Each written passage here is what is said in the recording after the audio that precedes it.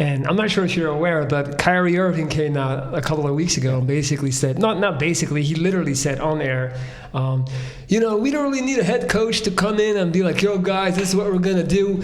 I'm the head coach. Kevin's the head coach. Like, we don't really need a head coach. And I'm like, I used to defend Kyrie for a long time because I'm a huge Kobe fan. And I always felt like Kyrie was in that Kobe kind of mentality, So I stayed on the Kyrie ship longer than I should have. To a lot of my basketball friends who were like, this guy's losing it. And I've gotten to a point where I'm just like, why would you come out and talk like that about a head coach, talking about, he shouldn't come in here and try to...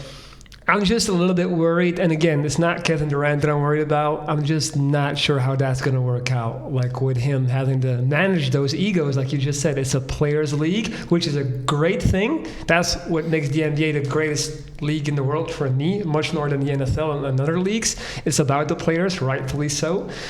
But there's limits to it, and I just hope that he doesn't become, because players never get punished. Players don't get fired. Players don't get cut.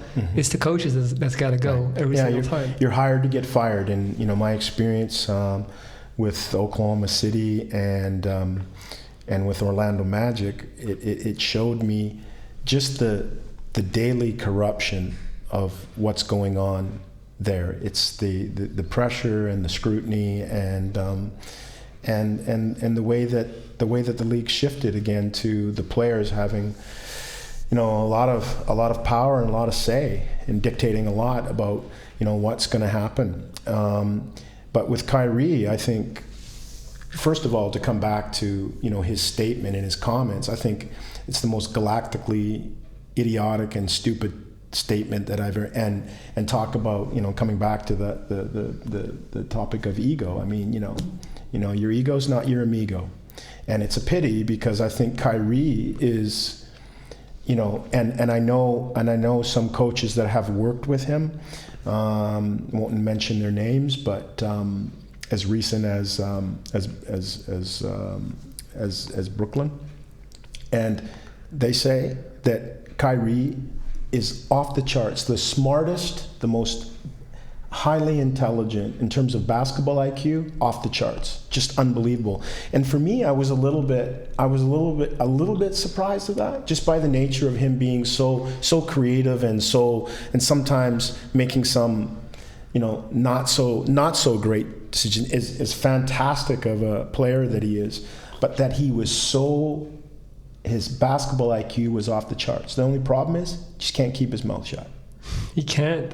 He just can't keep his mouth shut. He can't stay out of his own way. So in terms of, it's just a pity that, and the comment from these coaches that had worked with him or been around him was that it's just keep your mouth shut and just play.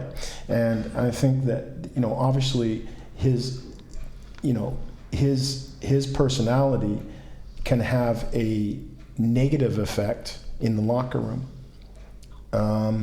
And can polarize a locker room.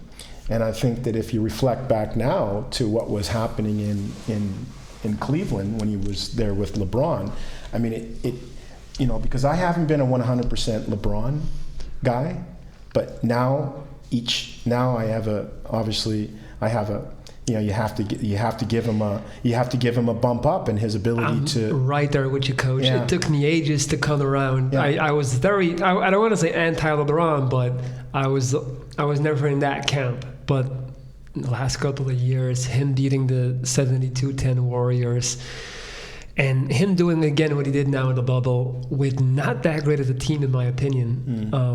You have to give him to him at some point. Right. But to go back to Kyrie, like why? That's the first player to want to break up with LeBron. Right. Well, if I think at that time, because I think it was kind of split a little bit, like what's going on there, what's the dynamic there. But now, if I reflect back on it now, and having the information I have now, and in light of the comments that Kyrie made, I can imagine that LeBron had to manage also that situation because of Kyrie's ego and maybe playing second fiddle to LeBron in role.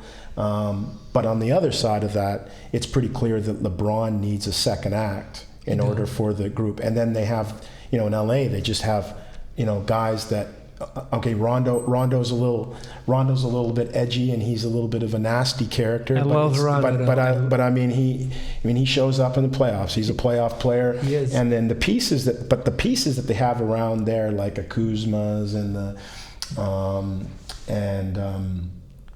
KCP Green. Those guys are coachable guys. They're not guys that need to take lots of shots. They play their right. And in fact, I think that LeBron showed that he was inspiring and pushing and trying to get those guys to play their game and to take their moments and take their opportunities.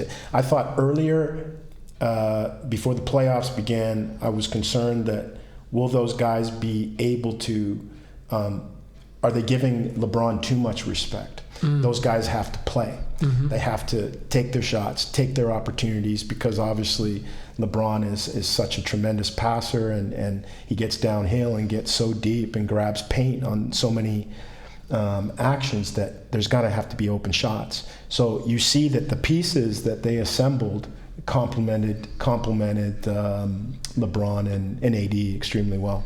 And I think the coaching staff did a great job. I mean, I think Vogel's personality, again, coming back to ego. If it was somebody coming in there like, an old guard, an old school mentality, I don't know if that necessarily would work. I think Vogel did a great job. I think he knows his stuff, but I think it's more his temperament and personality and how he allowed that, how he just started to step back and step back and step back and just let it run and flow. Now I want to know, like, from the coaching point of view, you just got hired to take the Brooklyn Nets head coaching job. You're excited, and your star player makes a statement about, the coaching staff like that. What does Coach Johnson do? Like, what do you get him on the phone? Do you let it pass, act like it didn't happen? Do you talk about it when you see him in training camp? Take me through that process. Yeah, and to be honest with you, I haven't had much research. I haven't heard. Like I'm online and I'm checking Bleacher Report, and I hadn't seen any response to his comments yet. No. So I think that either it's being handled with the utmost of sensitivity internally, or Steve's not even going to give credence to. He's not going to dignify it. Yeah. Maybe he's not going to dignify it, and maybe it's just going to go on like that. So what would you do? What would you do? I think I don't know, because those are your. I mean, those. He's one of the players that's going to have an enormous impact. I would like to think that he would have had entrance meetings before those comments were made. So they must have had somewhat of a relatively clear understanding of how it was going to look moving forward through the preseason phase and the building phase.